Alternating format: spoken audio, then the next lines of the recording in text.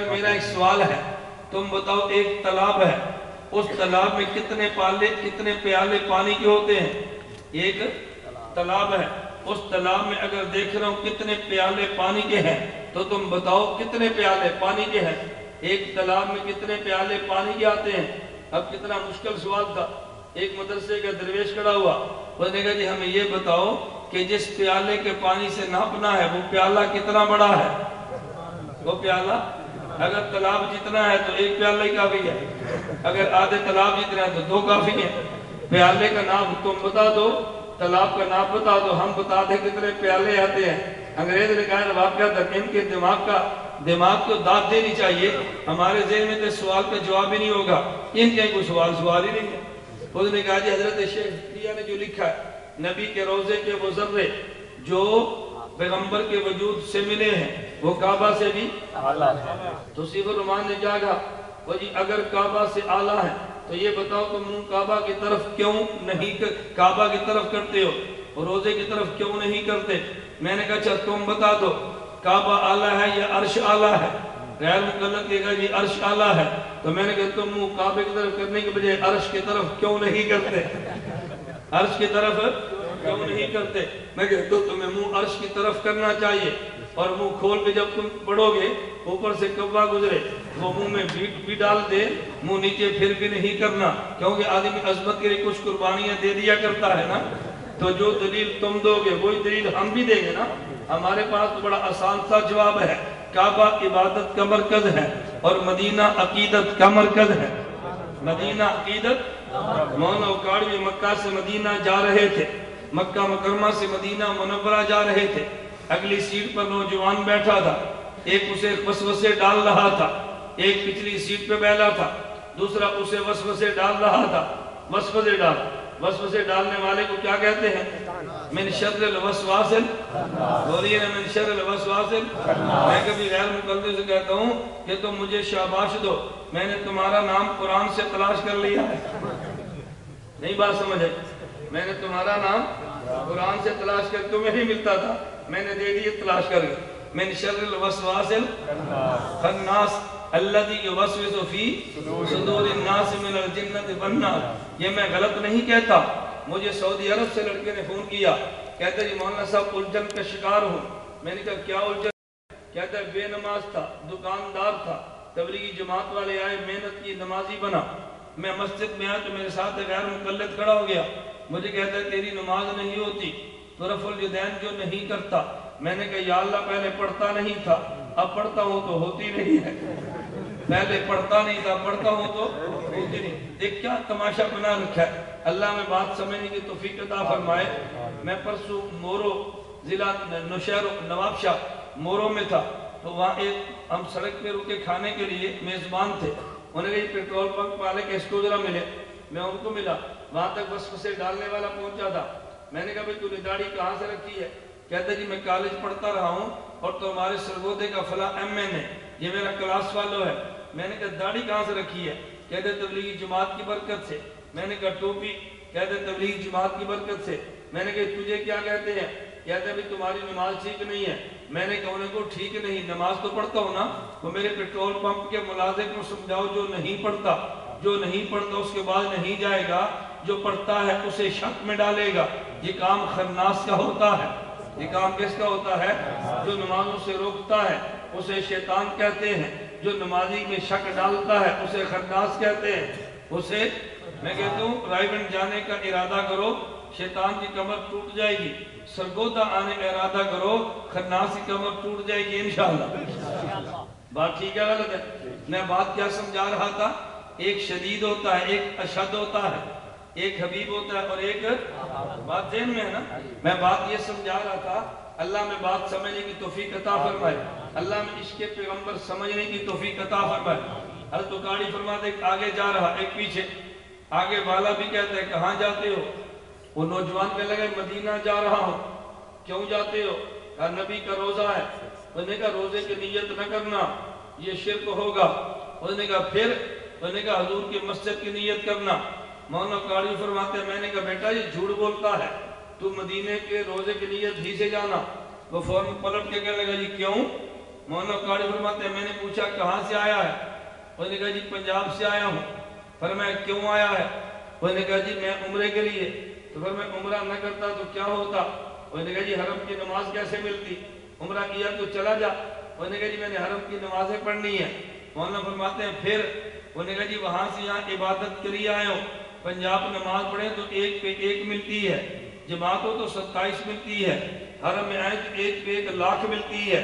تو مولانا فرمایا تو وہاں جا رہے ہیں مدینہ منورہ، مکہ مکرمہ حرم میں نماز پڑھو تو 1 لاکھ پہ ایک نماز پہ 1 لاکھ ملتی ہے، مسجد نبوی میں پڑھو تو ایک نماز میں 50,000 ملتی ہے تمہارے مسلک پر، ان کے ایک پر 1,000 ملتی ہے۔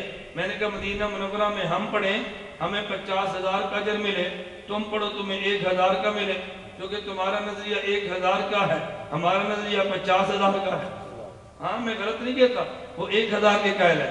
مولانا قاری فرمانے لگے بیٹا مجھے بات سمجھ نہیں آ رہی، تو پنجاب سے سعودی آیا تھا ثواب کمانے کے لیے، حرم مکہ میں 1 پر 1 لاکھ کا ثواب ملتا ہے، اور تیرے نظریے پر مسجد نبی میں 1 پر 1,000 کا ملتا ہے۔ تو جب تو آیا ثواب کمانے کے لیے تھا تو مکہ چھوڑ کے مدینہ کیوں جا رہا ہے؟ تو یہاں نمازیں پڑھتا نا، جب تجھے ثواب زیادہ ملتا۔ اس کے پاس تو جواب نہیں تھا، وہ خاموش ہو گیا۔ مولانا فرمانے لگے پھر یوں کہہ دے ہم آئے تھے مکہ مکرمہ ثواب کمانے کے لیے کہ عبادت کا مرکز ہے، ہم جو مدینہ جا رہے ہیں وہ صرف ثواب کے لیے نہیں، پیغمبر کی ذات کے لیے، ثواب کے لیے، پیغمبر کی ذات کے لیے، وگرنہ 1,000 کے لیے 1 لاکھ کو کیوں چھوڑ دیتے؟ معلوم ہوتا ہے کہ مکہ میں وہ ذات نہیں ہے جو مدینہ منورہ میں ہے، اور اس ذات کو محمد رسول اللہ کہتے ہیں۔ میں اس کے پیغمبر پہ بات کہہ رہا تھا، دیوبند والا نماز بھی مانتا ہے، روزہ بھی مانتا ہے، لیکن سب سے بڑھ کے پیغمبر کی ذات کو مانتا ہے۔ نماز میں ریا ہو سکتی ہے، روزے میں ریا ہو سکتی ہے، لیکن وجود پیغمبر میں تو کوئی ریا نہیں ہے۔ اگر نماز میں ریا ہے اس کو منہ پہ مار دیا جائے گا، اگر روزے میں ریا ہے اس کو منہ پہ مار دیا جائے گا، لیکن پیغمبر کے وجود میں تو ریا کا شبہ ہی نہیں ہے۔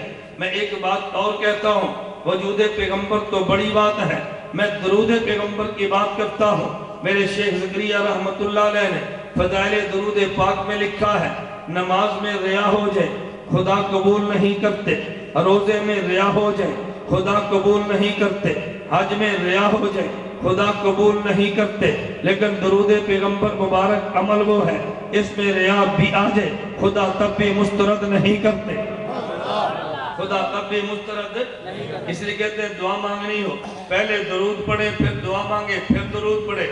حضرت امام اہل سنت مولانا شیخ سرفراز خان صفد رحمت اللہ علیہ میں نے کانوں سے سنا، حضرت شیخ فرماتے تھے درود اگر ریا سے پڑھا ہے اس نے تو پھر بھی جانا ہے، اس نے تو پھر بھی جانا ہے۔ ہمیں ترتیب بتائی ہے، درود پہلے پڑھ لے، پھر دعا مانگ لے، پھر درود مانگ لے۔ جب دونوں درود جائیں گے تو درمیان والی دعا کو اللہ کیسے مسترد کر دیں گے؟ پہلے بھی درود پڑھ لے اور بعد میں درود پڑھ لے، خدا دونوں درود قبول کرے گا تو اللہ تیری دعا بھی قبول ضرور کرے گا۔ یہ نظریہ دیوبند کا ہے جن کو تو پیغمبر کا عاشق نہیں مانتا۔ خیر میں کہہ رہا تھا وجود پیغمبر پہ جو اعتماد ہے وہ نماز پر اعتماد نہیں ہے، جو روزے پر اعتماد نہیں ہے، جو وجود پیغمبر پر اعتماد ہے۔ مدینہ منورہ میں میرا ایک مریض مجھے کہنے لگا کہ مولانا تم یہ بات بتاؤ، تم پیغمبر کے وسیلے سے دعا مانگنے کے قائل ہو۔ میں نے کہا قائل کیا ہوتا ہے؟ ہم وسیلہ پیغمبر کو عبادت سمجھتے ہیں۔ مجھے وہ کہنے لگا وہ جی وجہ کیا ہے؟ میں نے کہا مجھے تو بتا، تو پیغمبر کا وسیلہ تو نہیں مانتا، اہل حدیث وسیلہ نہیں مانتا، پیغمبر کے توسل کو نہیں مانتا۔ میں نے کہا مجھے یہ بتا تو کسی چیز کا وسیلہ مانتا بھی ہے؟ کہتا ہے جی نماز کا مانتا ہوں، روزے کا مانتا ہوں۔ میں نے کہا یار مجھے بتا نماز خود آئی ہے یا پیغمبر لائے ہیں؟ کہتا جی آئی تو نہیں ہے، پیغمبر لائے ہیں۔ میں نے کہا جو آئی ہی نہیں، جو پیغمبر لائے ہیں تو نماز جو آئی ہے اس کا وسیلہ تو مانتا ہے، لیکن جو لانے والے ہیں ان کا وسیلہ نہیں مانتا۔ روزہ آیا ہے اس کا وسیلہ تو مانتا ہے، اور جو روزے کو لائے ہیں ان کا وسیلہ نہیں مانتا۔ جو قرآن آیا ہے ان کا وسیلہ تو مانتا ہے، اور جو قرآن کو لایا ہے ان کا وسیلہ نہیں مانتا۔ فیصلہ بات کے سنی توجہ رکھنا، دیوبند کا عقیدہ یہ ہے اگر پیغمبر نہ ہوتے تجھے نماز بھی نہ ملتی، پیغمبر نہ ہوتے تجھے روزہ بھی نہ ملتا، اگر پیغمبر نہ ہوتے تجھے قرآن بھی نہ ملتا۔ تو پھر میں یوں کہوں گا ارے نماز آئی ہے، وسیلہ پیغمبر بنا ہے، اگر پیغمبر نہ ہوتے تجھے نماز نہ ملتی، تو پیغمبر کا وسیلہ نہیں مانتا، خود نماز کا وسیلہ بھی پیغمبر کی ذات ہے۔ اگر روزہ پیغمبر نہ ہوتا تجھے کبھی نہ ملتا، تو پیغمبر کا وسیلہ تو میں نہیں مانتا، روزے کا مانتا ہے، خود روزے کا وسیلہ بھی پیغمبر کی ذات ہے۔ اگر نبی نہ ہوتا تجھے قرآن نہ ملتا، خود قرآن کا وسیلہ بھی پیغمبر کی ذات ہے۔ ہم قرآن بھی مانتے ہیں، جس وسیلے سے قرآن آیا اس وسیلے کو بھی مانتے ہیں۔ ہم نماز بھی مانتے ہیں، اور جس وسیلے سے نماز آئی ہے اس وسیلے کو بھی مانتے ہیں۔ توجہ میں ایک دلیل دے دیتا ہوں، میں نے کہا اگر پیغمبر کا وجود نہ ہوتا خدا کی قسم تجھے قرآن مل ہی نہیں سکتا تھا۔ تو کہے گا عجیب بات ہے، کیوں نہیں مل سکتا؟ میں نے کہا قرآن خود کہتا ہے لو انزلنا هذا القرآن على جبل لرأيته خاشعا متصدعا من خشیۃ اللہ۔ اللہ نے قرآن کریم میں فرمایا اگر میں قرآن کو پہاڑ پہ اتار دیتا، پہاڑ کے ٹکڑے ٹکڑے ہو جاتے، پہاڑ کے ذروں میں بکھر جاتا، اتنا میرا قرآن جلال والا ہے۔ بندہ سوال کرے گا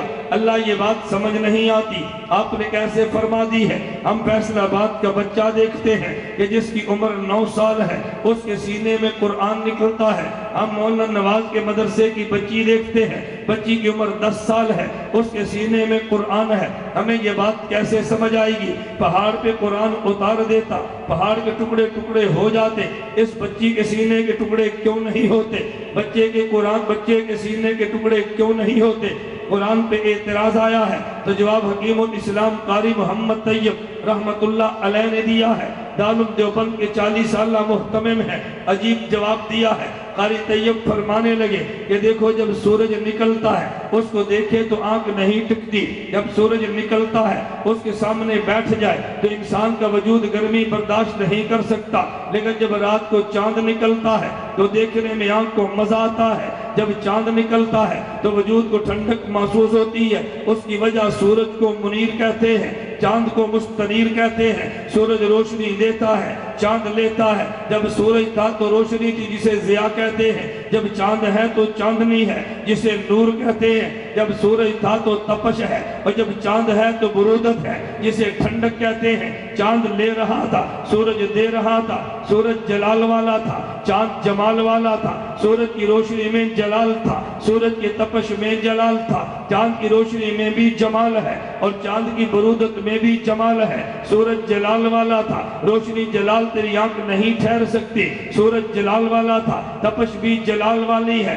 لیکن جب سورج کی روشنی جلالی چاند کے جمال سے گزری ہے تو دیکھنے میں مزہ آیا ہے۔ جب سورج کی تپش جلالی ہے چاند کے جمال سے گزری ہے تو وجود کو ٹھنڈک کی وجہ سے مزہ آیا ہے۔ حضرت حکیم الاسلام قاری محمد طیب دارالعلوم دیوبند کے 40 سالہ محتمم فرماتے ہیں میرا اللہ جلال والا ہے، اللہ کا کلام بھی جلال والا ہے، میرا محمد جمال والا ہے، سینہ بھی جمال والا ہے۔ اگر سیدھا قرآن اترتا پہاڑ کے ٹکڑے ہو جاتے، خدا نے جلالی کلام کو محمد کے جمالی سینے پہ اتارا ہے، پھر پیغمبر کے جمالی ہونٹوں سے قرآن کریم نے کو باہر نکالا ہے، تو وہ قرآن جو جلالی تھا اگر پہاڑ پہ اتر جاتا، پہاڑ کے ٹکڑے ہو جاتے۔ یہ محمد کے جمال کی برکت ہے، جس کو قرآن پہاڑ میں نہیں اٹھا سکتا تھا اس قرآن کو 9 سال کا بچہ اٹھا رہا ہے، اس قرآن کو 9 سال کا بچہ اٹھا رہا ہے۔ تو میرا پیغمبر نہ ہوتا تجھے قرآن ہی نہ ملتا۔ توجہ تیرا ذوق ہو،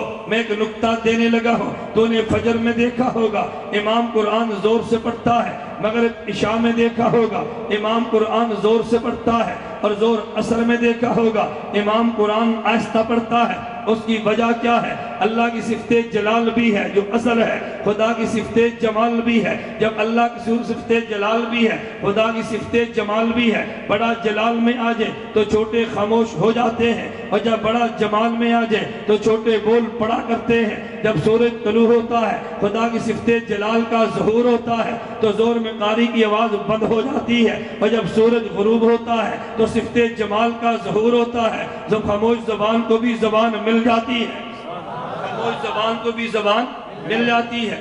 اگر ناراض نہ ہو تو میں ایک نکتہ نہیں نکتی پیش کرتا ہوں۔ कारी को देख तो कलाम जलाली पढ़ाता है, उस्तादुल हदीस को देख तो कलाम जमाली पढ़ाता है, कारी को देख तो जलाल नजर आता है, उस्तादुल हदीस को देख तो जमाल नजर आता है। ऐसे है या नहीं? कारी दब देखे जलाल में है, बच्चा कांप रहा है, बच्चा कांप रहा है।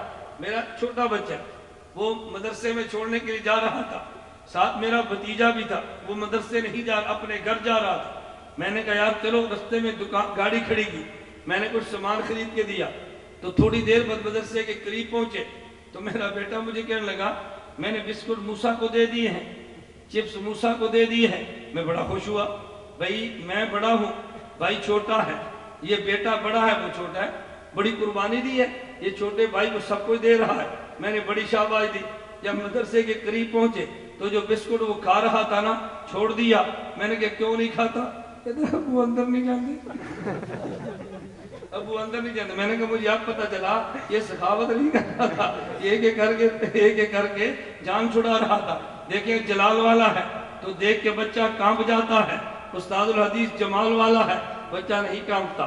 उधर जलाल का गलबा है, इधर जमाल का गलबा है, उधर जलाल का गलबा है, इधर जलाल की भी जरूरत है, जमाल की भी। ये कारी में जलाल ना होता तो हिफ्ज़ करता ही कौन?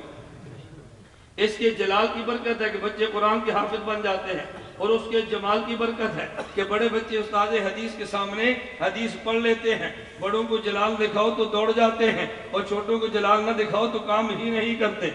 खैर मैं बात ये समझा रहा था, मेरे पैगंबर की बरकत से नमाज मिली है, मेरे पैगंबर के वसीले से बोलिए ना रोजा मिला है, मेरे पैगंबर के वसीले से हमें हज और ज़कात मिली है। तो पैगंबर वसीला अमाल का है, अगर पैगंबर ना होता तुझे अमाल भी ना मिलते। ये पैगंबर का वसीला है जो तुझे अमाल मिले हैं। तवज्जो, फिर देवबंद वाला कहता है हमें नमाज पर भी एतमाद है, लेकिन जो मोहब्बत पैगंबर की जात से है वो नमाज से कहाँ हो सकती है? जो पैगंबर की जात से है वो दीगर अमाल से कैसे हो सकती है? हाँ हम सारे अमाल मानते हैं, लेकिन एतमाद सबसे पैगंबर की जात पे करते हैं। मेरी दलील पे गौर करना, तुझे वो मुसलमान कितने मिलेंगे जिनके चेहरे पे दाढ़ी भी नहीं है? तुझे मुसलमान कितने मिलेंगे नमाज भी नहीं पढ़ता? तुझे मुसलमान कितने मिलेंगे रोजे भी नहीं रखता, लेकिन वो फिर उम्मीद है। पूछो भाई उम्मीद किस बात की है? कहते जिस पैगंबर का कलमा पड़ा है मुझे उस पैगंबर की जात की उम्मीद है।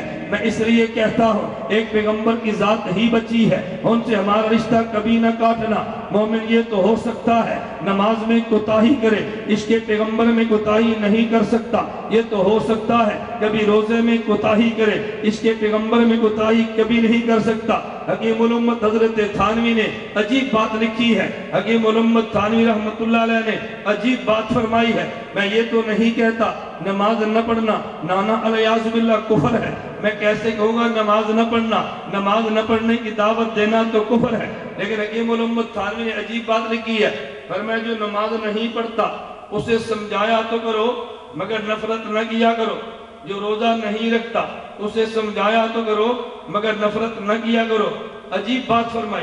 फरमाया वजह यह है मुसलमान कभी नमाज में कोताही भी करता है ना तो नाज की वजह से करता है, उसको पता है कि मेरे हबीब ने सिफारिश कर देनी है। नहीं समझा? मेरे हबीब ने सिफारिश कर देनी है। कभी आओ देखा बड़े का बेटा हो ना वो कभी गड़बड़ कर लेता है, क्यों? उसको पता मेरा बाप बड़ा है, उसको पता मेरा, तो इसको पता है मेरा नबी बड़ा है। जिसकी अदालत में जाना है उसे रब्बुल आलमीन कहते हैं, और जिसने लेकर जाना है उसे रहमतुल लिल आलमीन कहते हैं, उसे रहमतुल लिल आलमीन। ये लेकर उसी वक्त जाएंगे जब जलाल जमाल में बदल जाएगा। अल्लाह जलाल पे होंगे, हजरत आदम से कहेंगे वो भी तैयार नहीं होंगे, हजरत ईसा से कहेंगे अलैहिस्सलाम वो भी तैयार, सारे हजूर के पास आएंगे। नबी से बढ़ के खुदा के मिजाज को कौन जानता है? नबी पाक दुआ नहीं करेंगे, नबी पाक सजदे में गिर जाएंगे। खुदा से ये नहीं अर्ज करेंगे अल्लाह इनको माफ कर दे, ये नहीं अर्ज करेंगे अल्लाह इम्तिहान ले ले, ये नहीं अर्ज करेंगे अल्लाह इनको बख्श दे। नाना मेरे पैगंबर को पता है अल्लाह जलाल में है, जलाल वाले के सामने कैसे बोले? नबी पाक अल्लाह के जलाल को जमाल से बदलने के लिए खुदा के सामने सजदे में गिर जाएंगे। इतना पैगंबर रोएंगे, इतना पैगंबर गिड़गिड़ाएंगे, इतना मेरे महबूब मांगेंगे। खुदा कहेंगे इरफा रासक, میرے محبوب سر اٹھا لے، سل توتا، اب مانگنا تیرا کام ہے، دینا میرا کام ہے۔ پیغمبر نے جلال کو جمال میں بدل لیا ہے، اب پیغمبر نے مانگنا ہے، خدا نے دینا ہے۔ اللہ نے جبریل کو بھیجا، جا میرے پیغمبر کو جا کر سلام دے دے، اور جبریل میرے پیغمبر سے کہہ دے وَلَسَوْفَ يُؤْتِيكَ رَبُّكَ فَتَرْضَىٰ، خدا اتنا دے گا، میرا پیغمبر تجھے خوش کر دے گا۔ حضور نے عرض کیا ہے جبریل پیغام لایا ہے تو میرے پیغام کا جواب بھی لے جا۔ حضور کیا پیغام کا جواب ہے؟ فرمایا خدا نے یوں فرمایا وَلَسَوْفَ يُؤْتِيكَ رَبُّكَ فَتَرْضَىٰ، میں تجھے اتنا دوں گا کہ تو راضی ہو جائے گا۔ میرے اللہ کو پیغام یہ دے دے وَإِذَا اللَّهُ أَرْضَىٰ وَوَاحِدٌ مِّنْ أُمَّتِي فِي النَّارِ، اللہ میرے ایک امتی بھی جہنم میں رہا۔ اللہ میں نے راضی نہیں ہونا، میں راضی تب ہوں گا جب یہ سارے جنت میں جائیں گے۔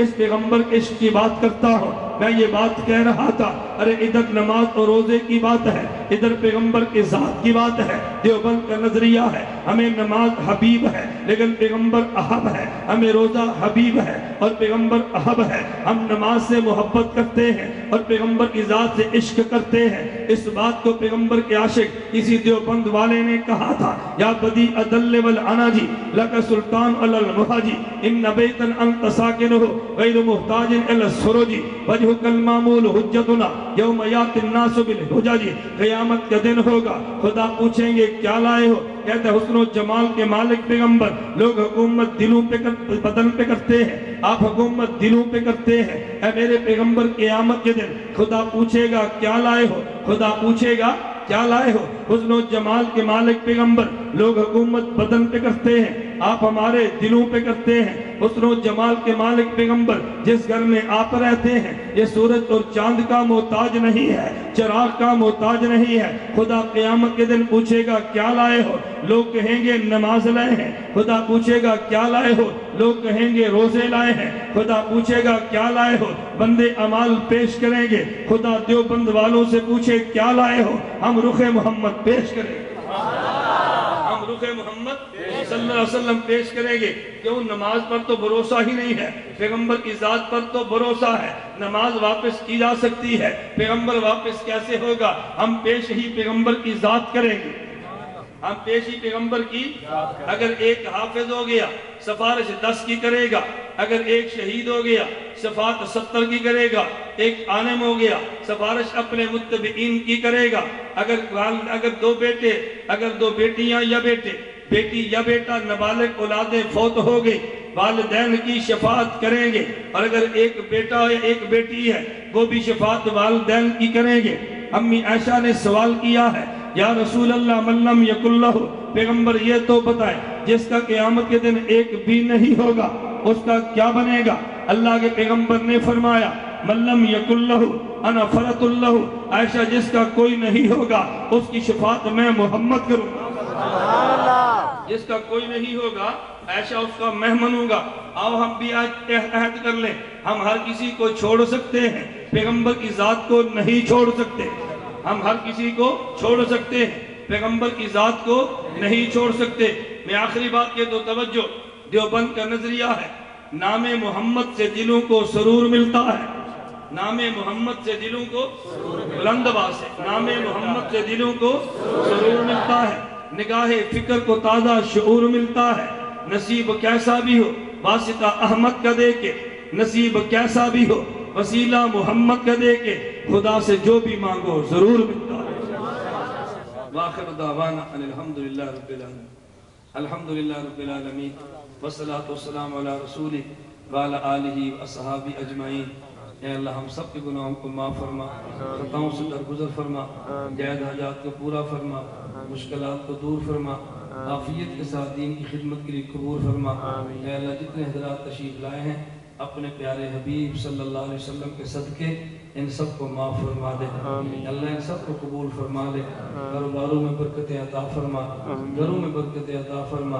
اے اللہ جن کی اولاد نہیں نیک اولاد عطا فرما، ہم سب کا خاتمہ بالایمان فرما، جو مانگ سکے وہ بھی عطا فرما، جو نہیں مانگ سکے اپنے پیارے حبیب کے صدقے پہ مانگے عطا فرما۔ اے اللہ قیامت کے دن رسول اکرم صلی اللہ علیہ وسلم کی ہم سب کو شفاعت نصیب فرما، وصلی اللہ تعالی علی رسولی خیر خلقہ محمد و آلہ اصحابہ اجمعین۔